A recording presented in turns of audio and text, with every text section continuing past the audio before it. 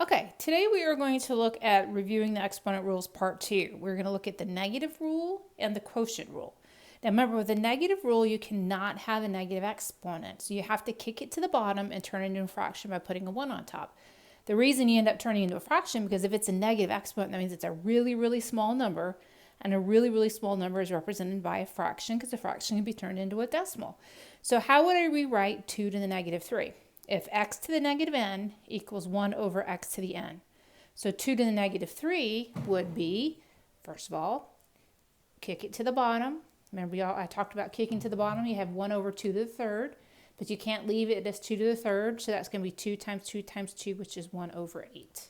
Okay, so 5 to the negative 2 would be 1 over 5 squared. Again, you can't leave it as 5 squared, so that's going to be 1 over 25. A to the negative 2, you put it at the bottom, make it positive, and put a 1 on top. And that's all you can do for that one. So it'll be 1 over a squared. Now, when you get a coefficient with a base, this is going to be, again, you can't have this with a negative. So this is going to be 1 over 6 to the third times 1 over b to the second. I'll give myself enough room. And 6 to the third, let's come down here. So we're going to have 1 on top. 6 to the third is 6 times 6 is 36, and 36 times 6 is 216. And then you'll have b to the second. So you end up with 1 over 216 b to the second. Now let's look at 8 to the negative 2, b to the negative 6, and c. Okay, c needs an exponent. It's a 1. If it's not there, it's a 1. So again, we have to rewrite this. So it would be 1 over 8 squared times 1 over b to the 6th times, well, c's fine, so c stays up top. So since c's up top, you put the fraction bar and just put a 1 underneath it. So we're going to have 1 over, let's go ahead and figure out, 8 squared is 64, b to the 6th, and then you have your c up top. So I'm going to erase that 1, so I'm going to have c over 64b to the 6th. Do you remember when we talked about you just kick it to the bottom? So let's look at number 12 when we talked about kicking to the bottom. I told you guys back in October, I think, that if you have any negative exponents, remember we just drew the fraction bar and then we kicked it to the bottom, and when we kicked it to the bottom, it stayed positive. So when this goes to the bottom, it becomes b squared, which means it's gone, and what's left up top is 12c. So that one would be 12c over b squared. Same thing here. This has a negative, this has a negative. So it means I'm going to kick something to the bottom. C has an exponent of 1. 1's not negative, so we're good. So this is going to go to the bottom, and that's going to go to the bottom. So when you rewrite it at the bottom, you have a squared, b cubed, gone, and I'm left with 18c on top. So you have 18c over a squared b to the cubed. Okay?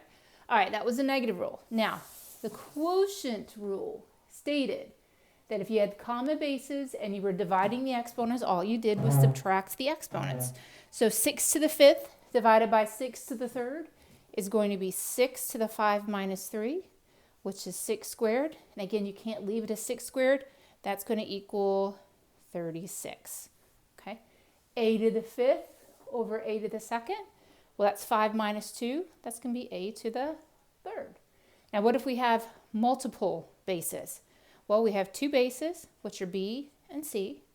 Then just subtract. 4 minus 2 is 2.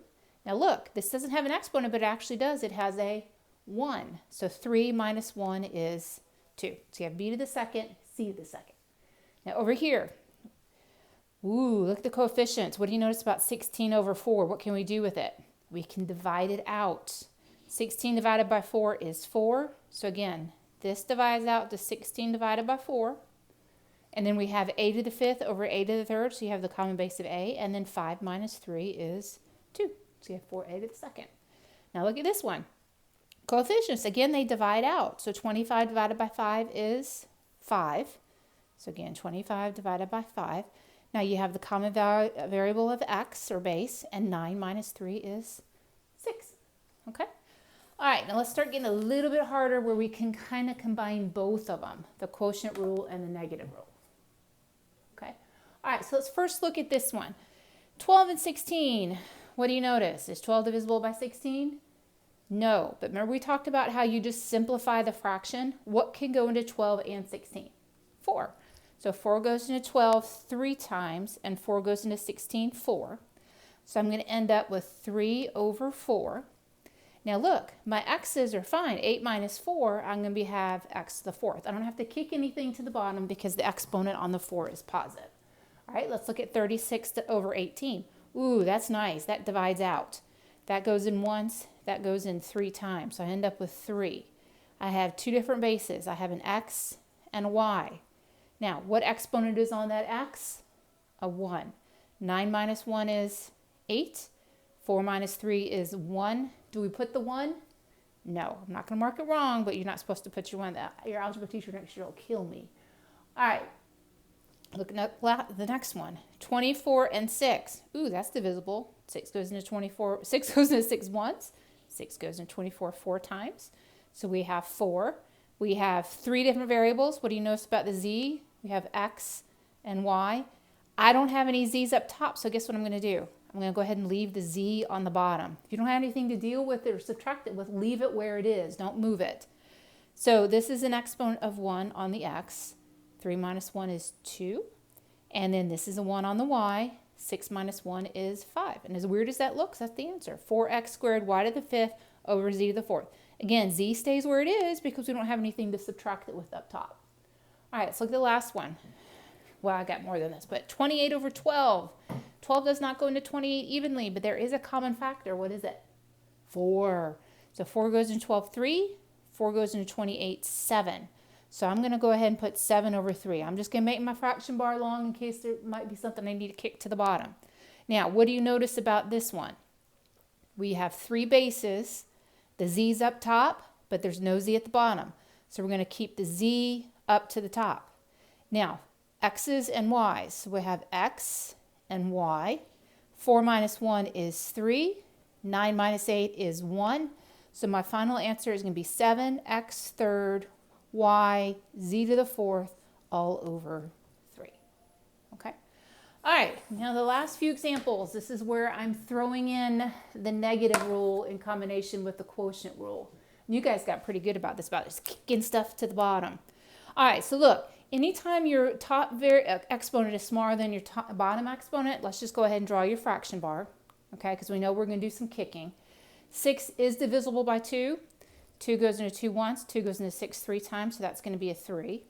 Now, I'm going to go ahead and put my x up here. Remember, we always subtract and put it up top and then kick it to the bottom. 3 minus 4 is negative 1. All right, so now I need to kick the x to the bottom. So when it comes to the bottom, it becomes positive. You do not need to put the 1 as the exponent. So when this is gone, because it's the bottom, what's left up top is 3. So you have 3 over x. Okay, let's look at the next one.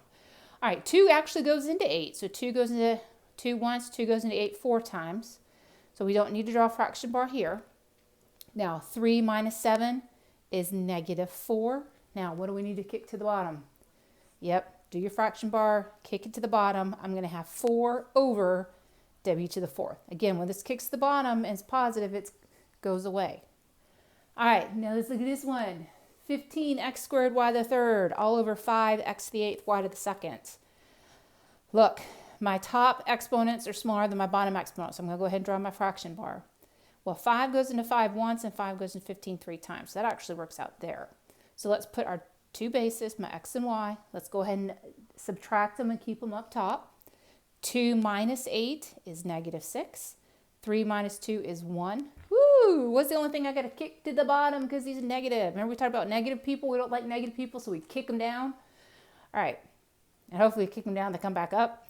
All right, so when we put the x to the 6th on the bottom, what's left? 3y up top. All right, now look at the bottom, last one. 6 and 8. Okay, they don't divide out evenly, so I know I'm going to have a fraction bar.